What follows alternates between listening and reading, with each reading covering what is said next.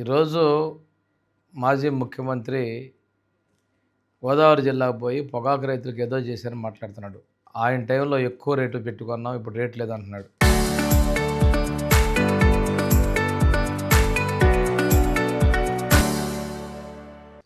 అసలు demand supply అనే విషయం తెలియని వ్యక్తి ఎలాగా పార్టీకి నాయకుడు ఉన్నాడో, ఆ గొడ్డల పార్టీలో ఎలా ముఖ్యమంత్రి చేశారో అది అర్థం కావట్లా. ఆ రోజు డిమాండ్ ఉంది కాబట్టి ఆ రోజు రేటు ఉన్నాయి, ఆర్డర్స్ ఉన్నాయి. అది లేకుండా మా ప్రభుత్వం అంత చేశాను, మీరెందుకు చేయలేకపోయారు, రైతులను ఆదుకుంది నేను అంటున్నాడు. చరిత్రలో ఎప్పుడు కష్టం వచ్చినా ప్రతి ఒక్క రైతుకి అండగా ఉన్నటువంటి పార్టీ తెలుగుదేశం పార్టీ. తెలుగుదేశం సారథ్యంలోని ఎన్డీఏ పార్టీల విషయం గుర్తు చేసుకో ఒకసారి. ఆ రోజు మేము 20లో చంద్రబాబు నాయుడు గారి సమయంలో హోల్ సొసైటీ ద్వారా పొగాకు సొసైటీ ద్వారా కొనుగోలు చేసాం. తర్వాత వచ్చేసి 2015లో కేంద్ర రాష్ట్ర ప్రభుత్వాలు సంయుక్తంగా కలుసుకొని ఆ రోజున పొగాకు రైతులకు వైబిలిటీ గ్యాప్ నుంచి వాళ్ళు అనుకున్నాం. పోయిన సంవత్సరం మీరేదో కొనుగోలు చేసావని చెప్పింది ఎంత కొన్నావు నువ్వు, ఎంత పొగాకు కొన్నావు, ఎంత రేటు ఇచ్చావు నువ్వు, దానికి మార్కెటింగ్ చేసి ఆ తర్వాత సంవత్సరం రైతుల్ని ఏడిపించింది నువ్వు మర్చిపోయావా? పోయిన సంవత్సరం మేము 300 క్వింటాల్ లాగా ఖర్చు పెట్టి బర్లీ పొగాకు కొనుగోలు చేసాం. ఈరోజు కంటిన్యూస్గా ముఖ్యమంత్రి గారు, అధికారులు, నేను, మా సహచార మంత్రి రవికుమార్ గారు, మిగిలినటువంటి శాసనసభ్యులు అందరం కూడా ఈ విషయాన్ని ముఖ్యమంత్రి గారి దృష్టికి తీసుకెళ్తా కేంద్ర ప్రభుత్వంతో మంత్రాలు చేశారు. ఈరోజు పొగాకుకు సంబంధించినటువంటిది కష్టాల్లో ఉన్నటువంటి రైతుల కోసం అండగా మా పార్టీ, మా ముఖ్యమంత్రి చంద్రబాబు నాయుడు అండగా ఉన్నాం.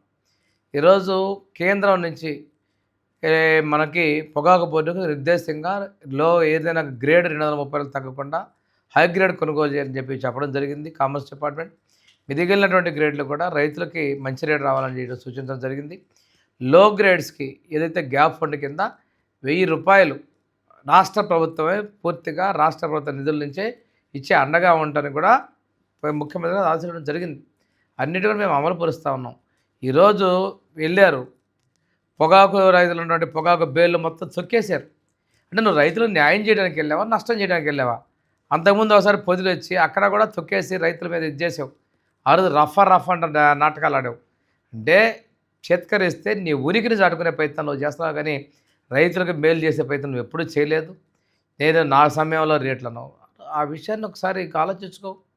ఎంత పంట పండింది, ఎంత ఉన్నాయి, డిమాండ్ నేను చూసుకోకుండా ఇక్కడ ఏదో జరిగింది, అన్యాయం చేస్తున్నాను చెప్పి ఎప్పుడు కూడా మేము రైతులు అండగా ఉన్నాం. ఈరోజు మామిడి పంట కావచ్చు, ఉల్లి పంట కావచ్చు, అదేవిధంగా మొక్కజొన్న కావచ్చు, బర్లీ కష్టాలు అన్నప్పుడు కదా ఈరోజు కానీ మేము ఎప్పుడు కూడా పొగాకు రైతులకు కూడా మేమే అండగా ఉన్నాం. మా ప్రభుత్వం వాడికి అండగా ఉండేందుకు మేము ఉన్నామనే విషయం తెలియజేసుకుంటూ ఈరోజు నిన్న కూడా మా ముఖ్యమంత్రి అభివృద్ధి సంక్షేమం, ఈరోజు అభివృద్ధిని సంక్షేమాన్ని ముందుకు తీసుకెళ్తా ఉన్నటువంటి పరిస్థితి.